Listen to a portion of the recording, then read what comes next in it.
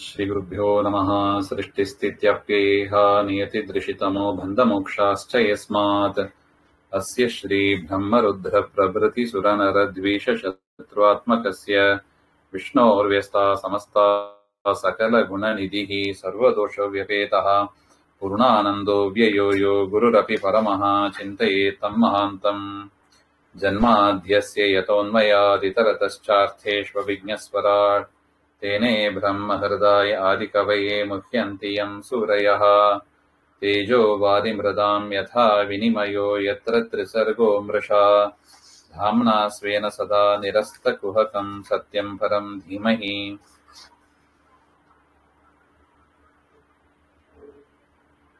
नारायणं नमस्कृत्य नरं चैव नरोत्तमं देवीं सरस्वतीं व्यासं ततो ग्रन्थमुदीरये।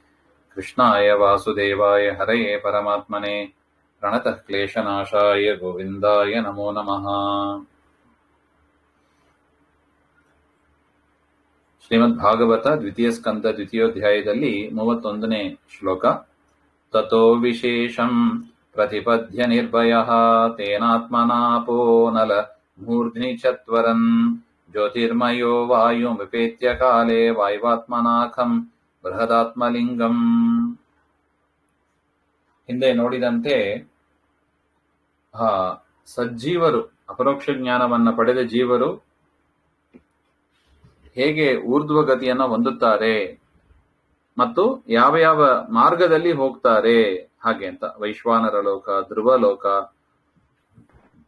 ಇದನ್ನೆಲ್ಲ ದಾಟಿ ಮಹರ್ಲೋಕ, ಜನಲೋಕ, ತಪೋಲೋಕ, ಅಲ್ಲಿ ಕೆಲವರು ಇರ್ತಾರೆ. ಕೆಲವರು ಸತ್ಯಲೋಕದಲ್ಲಿ ಇರ್ತಾರೆ. ಪ್ರತೀಕಾಲಂಬನರು ಸುಷುಮ್ನಾ ನಾಡಿ ದ್ವಾರಿ ಹೋಗಿ ಸತ್ಯಲೋಕದಲ್ಲಿ ಇರ್ತಾರೆ. ಇನ್ನು ಅಪ್ರತೀಕಾಲಂಬನರು, ಪ್ರತೀಕ ಇಲ್ಲದೆ ದೇವರನ್ನು ಉಪಾಸನೆ ಮಾಡತಕ್ಕವರು, ಅವರು ಪರಮಾತ್ಮನ ವೈಕುಂಠ ಲೋಕಕ್ಕೆ ಸುಷುಮ್ನಾ ನಾಡಿ ದ್ವಾರ ದೇಹವನ್ನು ಬಿಟ್ಟು ಪರಮಾತ್ಮ ವೈಕುಂಠ ಲೋಕಕ್ಕೆ ಹೋಗಿ ಅವರು ವಾಸ ಮಾಡಿಕೊಂಡು ಇರ್ತಾರೆ ಹಾಗೆ ಅಂತ. ಬ್ರಹ್ಮಣ ಸಹ ಪೃಥಿವೀ, ಅಲ್ಲಿಂದ ಏನಾಗ್ತದೆ ಹಾಗೆ ಅಂದ್ರೆ ಆವರಕ ಇದೆ ನೋಡಿ. ಈ ಬ್ರಹ್ಮಾಂಡದ ಸುತ್ತ ಆವರಕ ಇದೆ. ಇದಾನೀಂ ಸತ್ಯಲೋಕೆ ವಿಷ್ಣುಲೋಕೆ ಚ ಸ್ಥಿತಾನಾಂ ಜ್ಞಾನಿನಾಂ ಮಹತ್ತತ್ವಾಭಿಮಾನಿನಾ ಬ್ರಹ್ಮಣಾ ಸಹ ಮುಕ್ತಿಂ ವಕ್ತುಂ. ಇನ್ನು ಮುಂದೆ ಮೋಕ್ಷಕ್ಕೆ ಹೋಗುವ ಪ್ರಕಾರವನ್ನ ಹೇಳ್ತಾ ಇದ್ದಾರೆ. ವಿಸ್ಫುಲಿಂಗ ಭಸಿತ ಅಂತ ಹೇಳಿದಂತೆ ಇಡೀ ಬ್ರಹ್ಮಾಂಡ ತದನಂತರ ಸುಟ್ಟೋಗ್ತದೆ, ಪ್ರಳಯ ಕಾಲದಲ್ಲಿ ಸುಟ್ಟೋಗ್ತದೆ. ಅದರ ಸುತ್ತ ಆವರಣಗಳು ಇದೆ. ಆ ಪ್ರಳಯ ಕಾಲ ಬಂದದ್ದನ್ನ ನೋಡಿ ಜ್ಞಾನಿಗರೆಲ್ಲ ಬ್ರಹ್ಮದೇವರು ಅಲ್ಲಿ ವಿಮಾನಗಳು ಬರುತ್ತದೆ. ಆ ಸ್ಪೆಷಲ್ ವಿಮಾನದಲ್ಲಿ ಅವರೆಲ್ಲರೂ ಕೂಡ ಸತ್ಯಲೋಕಕ್ಕೆ ಹೋಗಿ ಅಲ್ಲಿಂದ ಬ್ರಹ್ಮದೇವರ ಜೊತೆಗೆ ಬ್ರಹ್ಮಾಂಡದವರೆಗೆ ಹೋಗ್ತಾರೆ ಹಾಗೆ ಅಂತ. ಈಗ ಸತ್ಯಲೋಕೆ ವಿಷ್ಣುಲೋಕೆ ಚ ಸ್ಥಿತಾನಾಂ ಜ್ಞಾನಿನಾಂ ಮಹತ್ತತ್ವಾಭಿಮಾನಿನಾ ಬ್ರಹ್ಮಣಾ ಸಹ ಮುಕ್ತಿಂ ವಕ್ತುಂ. ಯಾರು ಸತ್ಯಲೋಕದಲ್ಲಿ ವಿಷ್ಣುಲೋಕದಲ್ಲಿ ಇದ್ದಾರೆ ಅಂತ ಜ್ಞಾನಿಗಳು ಮಹತ್ತತ್ವಕ್ಕೆ ಅಭಿಮಾನಿಯಾದ ಬ್ರಹ್ಮದೇವರಿಂದ ಕೂಡಿಕೊಂಡು ಅವರು ಮೋಕ್ಷವನ್ನು ಹೊಂದುತ್ತಾರೆ. ಮುಕ್ತಿಂ ವಕ್ತುಂ, ಆ ಮೋಕ್ಷವನ್ನ ಹೇಳಲು ಪೃಥಿವ್ಯಾದಿ ಗುಣತ್ರಯಾಂತಾನ, ಈ ಭೂಮಿ ಆವರಕ ಏನಿದೆ, ಪೃಥಿವಿ, ಅಪ್ಪು, ತೇಜಸ್ ಅಂತೆಲ್ಲ ಆವರಕ ಇದೆ.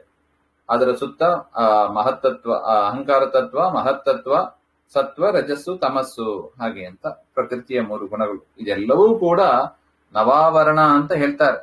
9 ಆವರಣ ಇದೆ ಈ ಬ್ರಹ್ಮಾಂಡವನ್ನ ಸುತ್ತ. ಆ ಗುಣತ್ರಯಾಂತಾನಾಂ ತತ್ವಾನಾಂ ಸೃಷ್ಟಿಕ್ರಮ ವೈಪರೀತ್ಯನ ಲಯಂ.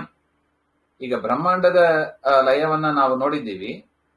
ಆ ಆವರಕಗಳ ಲಯ, ಆ ಆವರಣ ಏನಿದೆ ನವಾವರಣ, ಅದರ ಲಯವನ್ನು ಕೂಡ ಹೇಳಿ ತದ್ ಅಭಿಮಾನಿನಾಂ, ಆ ಒಂದೊಂದು ಆವರಣಕ್ಕೂ ಒಂದೊಂದು ದೇವತೆಗಳಿದ್ದಾರೆ. ಆ ದೇವತೆಗಳು ಸ್ವೋತ್ತಮೇಶು, ತಮ್ಮ ತಮ್ಮಗಿಂತ ಹಿರಿಯರಾದ ದೇವತೆಗಳ ಶರೀರದಲ್ಲಿ ಅವರು ಲಯವನ್ನ ಪಡೆಯುತ್ತಾರೆ ಹಾಗೆ ಅಂತ ಸೂಚಿಸುತ್ತಾ, ಜ್ಞಾನಿ ಸಂಘಸ್ಯ ಕ್ರಮೇಣ ಪೃಥಿವ್ಯಾದಿ ಪ್ರಾಪ್ತಂ ತಾವದಾಹ. ಈ ಜ್ಞಾನಿಗಳ ಗುಂಪು ಹೇಗೆ ಮೊದಲು ಪೃಥ್ವಿ ತತ್ವವನ್ನು ಹೇಗೆ ಹೊಂದುತ್ತಾರೆ ಎಂಬುದನ್ನ ಹೇಳ್ತಾ ಇದ್ದಾರೆ. ಒಟ್ಟು ಸ್ಥೂಲವಾಗಿ ನೋಡುವುದಾದ್ರೆ ಸತ್ಯಲೋಕ ವೈಕುಂಠ ಲೋಕದಲ್ಲಿ ಇರತಕ್ಕವರೆಲ್ಲ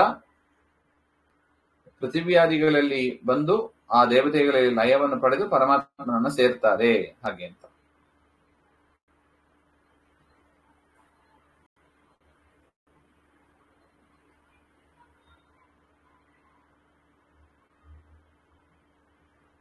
ಬ್ರಹ್ಮಣ ಸಹಿತ ಅಥ ಬ್ರಹ್ಮಪದಂ ತದಿತರ ದೇವ ಉಪಲಕ್ಷಕಂ ತತಶ್ಚ ಬ್ರಹ್ಮಾದಿ ದೇವೈಹಿ ಸಹ ಬ್ರಹ್ಮಾದಿ ಸಕಲ ದೇವತೆಗಳಿಂದ ಕೂಡಿ ಆ ಮೋಕ್ಷಕ್ಕೆ ಯೋಗ್ಯರಾದವರು ಎಲ್ಲರೂ ಕೂಡ ಹೋಗ್ತಾ ಇದ್ದಾರೆ ಅಂತ ಅರ್ಥ. ಸಂಕರ್ಷಣ ಮುಖಾಗ್ನಿನ ಚತುರ್ದಶ ಭುವನಾನಾಂ ನಾಶೆ, ಸಂಕರ್ಷಣನ ಮುಖದಿಂದ ಬಂದ ಅಗ್ನಿಯಿಂದ 14 ಲೋಕವು ಸುಟ್ಟೋಯಿತು. ತಲ್ಲೋಕಪಾಲಾನಾಂ ಬ್ರಹ್ಮಾದಿ ದೇವಾನಾಂ ದೇಹಾನ್ ನೃಸಿಂಹ ನಾಶಯತಿ, ಅಲ್ಲಿ ಇರತಕ್ಕ ಲೋಕಪಾಲಕರು ಬ್ರಹ್ಮಾದಿ ದೇವತೆಗಳು ಅವರ ಶರೀರವನ್ನ ನರಸಿಂಹದೇವರು ನಾಶ ಮಾಡ್ತಾರೆ. ನರಸಿಂಹದೇವರು ನಾಶ ಮಾಡಿ ಅವರು ದೇಹದಿಂದ ಹೊರಗೆ ಬರುವಂತೆ ಮಾಡ್ತಾರೆ. ಬ್ರಹ್ಮಾದಿ ದೇವತೆಗಳು ಎಲ್ಲರನ್ನೂ ನಾಶ ಮಾಡಿ ಹೊರಗೆ ಬರುವಂತೆ ಮಾಡ್ತಾರೆ. ಬ್ರಹ್ಮ ಚರ್ಮಶಿರ ಪಟ್ಟಿ ದಿಕೂಲ ಊರ್ಧ್ವಾಂಗಭೂಷಣ ದ್ವಾದಶಾರ್ಕ ಶಿರೋಧಮ ರುದ್ರ ಶೀರ್ಷಕೈ ನೂಪುರ ಇತ್ಯಾದಿ ವಚನಾತ್. ಅದರಿಂದ ಬ್ರಹ್ಮಾದಿ ದೇವತೆಗಳು ಅಂದ್ರೆ ಬ್ರಹ್ಮಾದಿ ಸಕಲ ದೇವತೆಗಳು ಕೂಡ ಲಿಂಗ ಶರೀರೈರೇವ ಬ್ರಹ್ಮಾಂಡ ಬಹಿಹಿ ಸ್ಥಿತಾನ್, ಲಿಂಗ ಶರೀರ ಇನ್ನು ನಾಶ ಆಗಿಲ್ಲ, ಲಿಂಗದೇಹದಿಂದ ಕೂಡಿದವರಾಗಿಯೇ ಅವ್ರು ಏನ್ ಮಾಡ್ತಾರೆ, ಬ್ರಹ್ಮಾಂಡದ ಹೊರಗೆ ಬರ್ತಾ ಇದ್ದಾರೆ. ಬ್ರಹ್ಮಾಂಡದ ಹೊರಗೆ ಏನಿದೆ, ಅವರದ್ದೇ ಒಂದು ಅಂಶ ಇದೆ ನೋಡಿ. ದೇವತೆಗಳು ಬ್ರಹ್ಮಾಂಡದ ಒಳಗೂ ಒಂದು ರೂಪದಿಂದ ಇದ್ದಾರೆ, ಬ್ರಹ್ಮಾಂಡದ ಹೊರಗೂ ಒಂದು ರೂಪದಿಂದ ಇದ್ದಾರೆ. ಈ ನವಾವರಣ ಏನ್ ನೋಡಿದ್ದೀವಿ ಅದು ಬ್ರಹ್ಮಾಂಡದ ಹೊರಗಿನ ರೂಪ ಅದಲ್ಲ. ಬ್ರಹ್ಮಾಂಡ ಬಹಿ ಸ್ಥಿತಾನ್, ಬ್ರಹ್ಮಾಂಡದ ಹೊರಗೆ ಇರತಕ್ಕ ಸ್ವಾಂಶಿನಃ, ತಮ್ಮದೇ ಆದ ಅಂಶ, ತಾವೇ ಅಂಶವಾದ ಪ್ರತಿಯಾಂತಿ, ಅವರ ಬಳಿಕ ಹೋಗ್ತಾರೆ. ಈಗ ಬ್ರಹ್ಮದೇವರು ತೆಗೆದುಕೊಂಡ್ರೆ ಬ್ರಹ್ಮದೇವರು ಆ ಬ್ರಹ್ಮಾಂಡದ ಹೊರಗೂ ಇದ್ದಾರೆ, ಅಲ್ಲಿರತಕ್ಕ ತಮ್ಮ ರೂಪದ ಜೊತೆಗೆ ಅವರು ಐಕ್ಯವನ್ನ ಪಡೆಯುತ್ತಾರೆ ಅಂತ ಅರ್ಥ.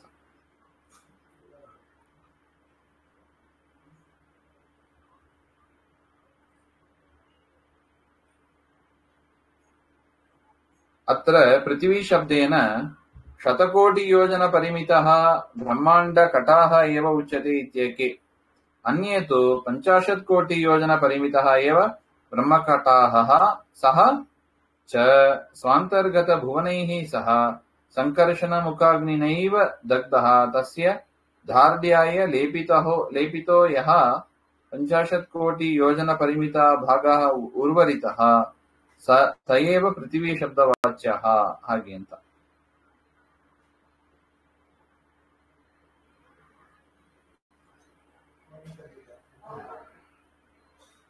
ಕೆಲವರು ಏನ್ ವ್ಯಾಖ್ಯಾನ ಮಾಡ್ತಾರೆ ಅಂದ್ರೆ, ಪೃಥ್ವಿ ಅಂದ್ರೆ ಬ್ರಹ್ಮಾಂಡದ ಆವರಣ. ಆ ಪೃಥ್ವಿ ಏನಿದೆ ಅದು ಶತಕೋಟಿ ವಿಸ್ತೀರ್ಣವಾಗಿದೆ, ಶತಕೋಟಿ ಯೋಜನ ಪರಿಮಿತವಾಗಿದೆ, 100 ಕೋಟಿ ಯೋಜನ ವಿಸ್ತಾರವಾದದ್ದು ಅಂತ ಹೇಳ್ತಾರೆ, ಬ್ರಹ್ಮಾಂಡದ ಹೊರಗೆ ಇರತಕ್ಕದ್ದು. ಇನ್ನು ಕೆಲವರು 50 ಕೋಟಿ ಯೋಜನ ಪರಿಮಿತ ಏವ ಬ್ರಹ್ಮಾಂಡ ಕಟಾಹ, 50 ಕೋಟಿ ಅಷ್ಟೇ ಬ್ರಹ್ಮಾಂಡ ಕಟಾಹ, ಬ್ರಹ್ಮಾಂಡದ ಕಾಂಪೌಂಡ್ ವಾಲ್ ಅಂದ್ರೆ 50 ಕೋಟಿ ಅಷ್ಟೇ. ಸಚ ಸ್ವಾಂತರ್ಗತ ಭುವನೈ ಸಹ ಸಂಕರ್ಷಣ ಮುಖಾಗ್ನಿನಾ ದಗ್ಧ, ಆ ಬ್ರಹ್ಮಾಂಡದ ಕಟಾಹವನ್ನ ಸಂಕರ್ಷಣ ರೂಪಿ ಪರಮಾತ್ಮ ಸುಟ್ಟಾಕಿದ್ದಾನೆ. ಸಚ ಸ್ವಾಂತರ್ಗತ ಭುವನೈ ಸಹ ದಗ್ಧ ಧಾರ್ಢ್ಯಾಯ ಲೇಪಿತಃ ಯಃ 50 ಯೋಜನ ಪರಿಮಿತ. ಇನ್ನು ಉಳಿದ 50 ಭಾಗ ಏನಿದೆ ಆ 50 ಭಾಗವನ್ನ ಇಲ್ಲಿ ಪೃಥ್ವಿ ಶಬ್ದವಾಚ್ಯ ಅಂತ, ಅದನ್ನ ಪೃಥ್ವಿ ಅಂತ ಕರೀತಾರೆ ಅಂತ. 2 ರೀತಿಯಾಗಿ ಕೂಡ ವ್ಯಾಖ್ಯಾನ ಮಾಡಿದ್ದಾರೆ ಅಂತ ಒಟ್ಟು.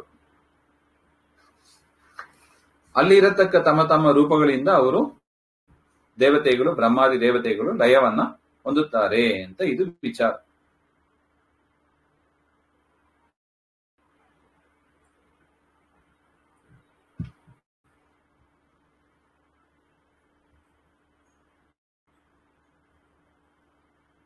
ಭೂಮಿ ಅವಭಿಮಾನಿನಃ ದೇವಾಃ ಪ್ರಾಣಮಯಮೇವ ಸಾಕ್ಷಾತ್ ಯಾಂತಿ. ಭೂಮಿ ಮತ್ತು ಅಪ್ ಇವುಗಳಿಗೆ ಅಭಿಮಾನಿ ದೇವತೆಗಳು ಪ್ರಾಣಮಯದಲ್ಲಿ ಇರತಕ್ಕ ದೇವತೆಗಳ ಜೊತೆಗೆ ತಮ್ಮ ಅಂಶಗಳ ಜೊತೆಗೆ ಲಯವನ್ನು ಹೊಂದುತ್ತಾರೆ. ಅಗ್ನಿವಾಯುವಾದ್ಯಾಭಿಮಾನಿನಸ್ತು, ಇನ್ನು ಅಗ್ನಿವಾಯು ಇವುಗಳ ಅಭಿಮಾನಿ ದೇವತೆಗಳು ಮನೋಮಯಮೇವ, ಮನೋಮಯದಲ್ಲಿರತಕ್ಕ ಪರಮಾತ್ಮನ ತಮ್ಮ ರೂಪಗಳ ಜೊತೆಗೆ ಐಕ್ಯವನ್ನು ಪಡೀತಾರೆ. ಇನ್ನು ಮನಾದಿ ಅಭಿಮಾನಿನಸ್ತು ವಿಜ್ಞಾನಮಯಮೇವ ನ ಸಾಕ್ಷಾತ್ ಆನಂದಮಯಂ ಕೋಪಿ. ಇನ್ನು ಮನಸ್ಸು ಮೊದಲಾದ ಅಭಿಮಾನಿ ದೇವತೆಗಳಿದ್ದಾರಲ್ಲ, ಅವರು ವಿಜ್ಞಾನಮಯದಲ್ಲಿ ಇರತಕ್ಕ ರೂಪದ ಜೊತೆಗೆ ಲಯವನ್ನು ಪಡಿತಾರೆ. ಸಾಕ್ಷಾತ್ತಾಗಿ ಯಾರು ಕೂಡ ಆನಂದಮಯದಲ್ಲಿ ಇರತಕ್ಕ ಆ ಸ್ಥಾನದಲ್ಲಿ ಇರತಕ್ಕ ದೇವತೆಗಳ ಜೊತೆಗೆ ಲಯವನ್ನ ಹೊಂದೋದಿಲ್ಲ ಅಂತ ಅದನ್ನು ಹೇಳ್ತಾ ಇದ್ದಾರೆ.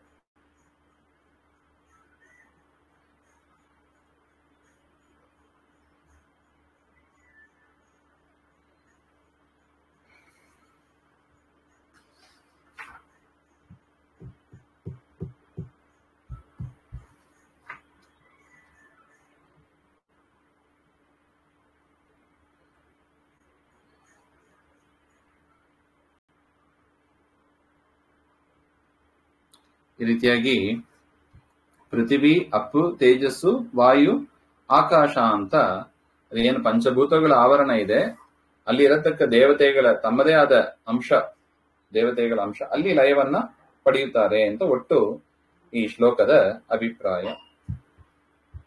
ಇನ್ನು ಘ್ರಾಣೇನ ಗಂಧಂ ರಸನೇನ ವೈರಸಂ ರೂಪಂತು ದೃಷ್ಟ್ಯಾ ಸ್ಪರ್ಶಂ ತ್ವಚೈವ ಶ್ರೋತ್ರೇಣ ಚೋಪೇತ್ಯ ನವೋರ್ಗುಣಂತತ್ ಪ್ರಾಯೇಣ ನಾವೃತ್ತಿ ಉಪೈತಿ ಯೋಗಿ.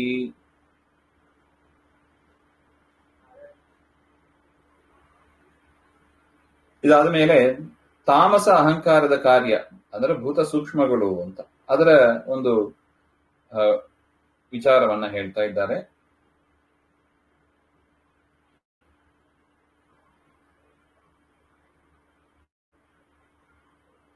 ಪೃಥಿವೀನಂತರಂ ಗಂಧಂ, ಅನಂತರಂ ರಸಂ, ಅನಂತರಂ ರೂಪಂ, ಅನಂತರಂ ವಾಯು, ಅನಂತರಂ ಸ್ಪರ್ಶಂ, ಸ್ಪರ್ಶನಾಮಕಂ ಆಕಾಶಾನಂತರಂ ನಭೋ ಗುಣ ಶಬ್ದಂ. ಈ ರೀತಿಯಾಗಿ ಕ್ರಮೇಣ ಉಪೈತಿ ಅಂತ ಹೇಳ್ತಾ ಇದ್ದಾರೆ. ಪೃಥ್ವಿಯ ನಂತರ ಗಂಧ, ಗಂಧಾಭಿಮಾನಿ ದೇವತೆ, ತದನಂತರ ರಸಾಭಿಮಾನಿ, ತದನಂತರ ರೂಪ, ತದನಂತರ ವಾಯು, ತದನಂತರ ಸ್ಪರ್ಶನಂ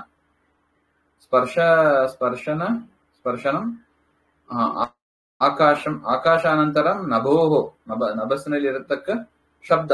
ಈ ರೀತಿಯಾಗಿ ಕ್ರಮದಿಂದ ಲಯವನ್ನು ಹೊಂದುತ್ತಾರೆ. ಕಾಲ ಇತ್ಯಸ್ಯ ಸರ್ವತ್ರ ಅನುವರ್ತಮಾನತ್ವ, ಕಾಲವನ್ನ ಎಲ್ಲಾ ಕಡೆ ನಾವು ಇಟ್ಕೋಬೇಕು ಅಂತ.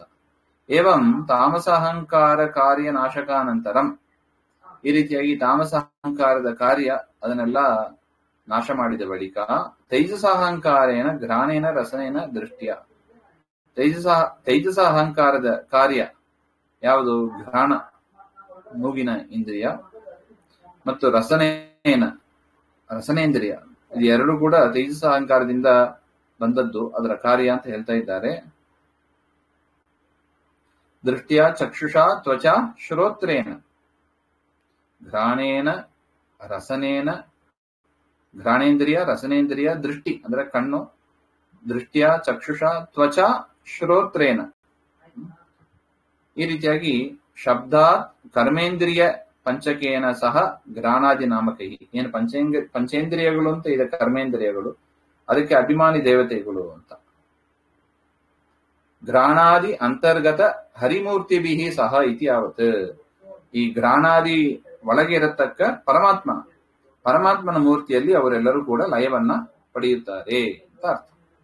ತನ್ಮತ್ಯ ಸಹೇತಿ ವಕ್ಷ್ಯಮಾನಂ ತೈಜಸಾಹಂಕಾರ ಕಾರ್ಯ ಬುದ್ಧಿತತ್ವಸ್ಥ ಪ್ರಾಣಮಯಂ ಉಪೈತಿ, ಅಲ್ಲಿಂದ ಅವರು ಪ್ರಾಣಮಯವನ್ನ ಹೊಂದುತ್ತಾರೆ ಅಂತ ಅರ್ಥ. ಉಪೈತ್ಯ ಚ ಪ್ರಾಯೇಣ ಆವೃತ್ತಿಂ ನೋಪೈತಿ, ಮತ್ತೆ ಅವರು ಭೂಮಿಗೆ ಹುಟ್ಟಿ ಬರೋದಿಲ್ಲ ಅಂತ ಹೇಳ್ತಾರೆ. ಅಂದ್ರೆ ಬ್ರಹ್ಮಾಂಡವೇ ಇಲ್ಲ, ತಿರ್ಗ ಅವರು ಭೂಮಿಗೆ ಬರೋದಿಲ್ಲ ಅಂತ ಒಟ್ಟು ವಿಚಾರ. ಮುಂದೆ ಸೃಷ್ಟವಾದರೂ ಭೂಮಿಗೆ ಬರೋದಿಲ್ಲ.